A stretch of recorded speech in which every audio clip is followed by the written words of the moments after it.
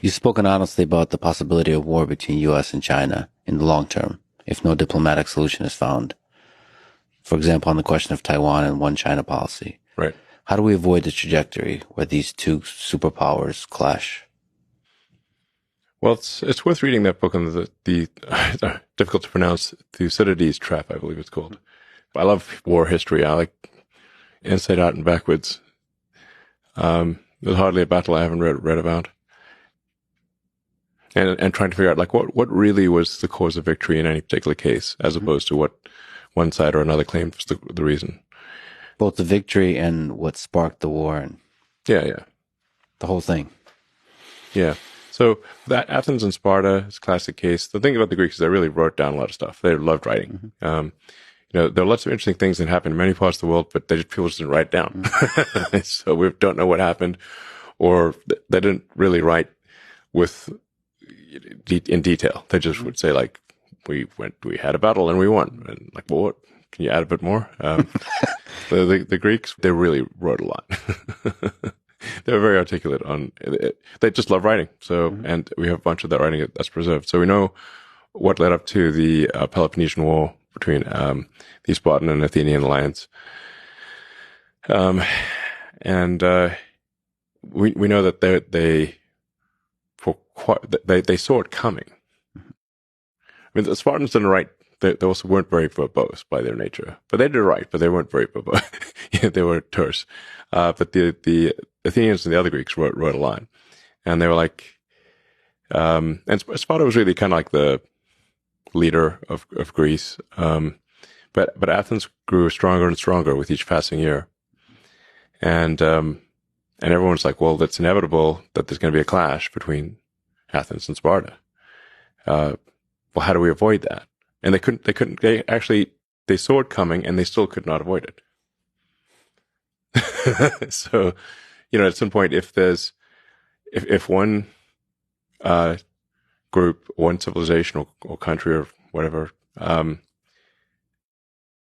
exceeds another, sort of like if, the United States has been the biggest kid on the block since I think around 1890 from an economic standpoint. So the United States has been the most powerful economic engine in the world longer than anyone's been alive. And the foundation of war is economics. So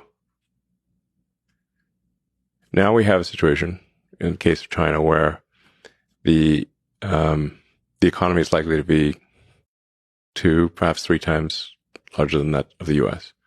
So imagine you're the biggest kid on the block for as long as anyone can remember, and suddenly a kid comes along who's twice your size. So we see it coming. Yeah. How is it possible to stop? Is there let me throw something out there, just intermixing of cultures, understanding. There does seem to be a giant cultural gap in understanding of each other.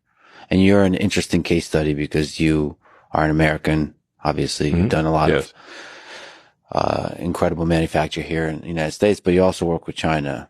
I've spent a lot of time in China and met with the leadership many times. Maybe a good question to ask is, what are some things about China that people don't understand, positive, just in the culture?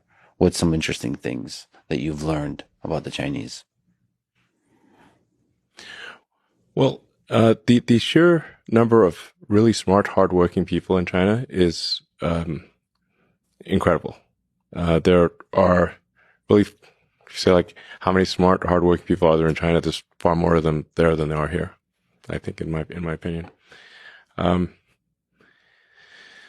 they've got a lot of energy.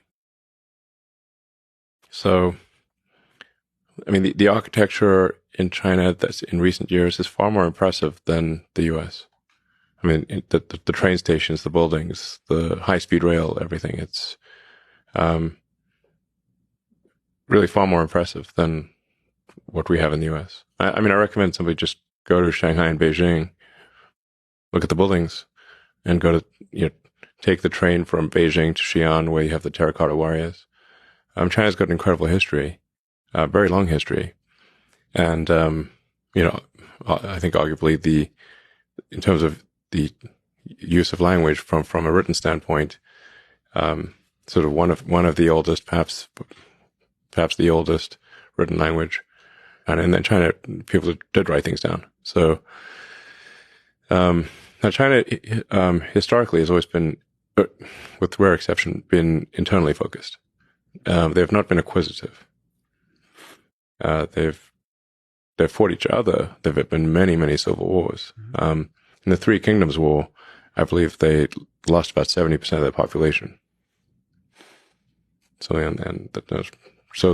they've had brutal internal wars, like civil wars that make the U.S. Civil War look small by comparison. So I think it's important to appreciate that China is not monolithic. We sort of think of like China as a sort of one entity of one mind, and this is definitely not the case. From what I've seen, and I think most people who understand China would agree, that people in China think about China 10 times more than they think about anything outside of China. So it's like 90% of their consideration is, is internal. Well, isn't that a really positive thing when you're talking about the collaboration and the future peace between superpowers? When you're inward facing, which is like focusing on improving yourself versus focusing on, quote unquote, improving others through military might.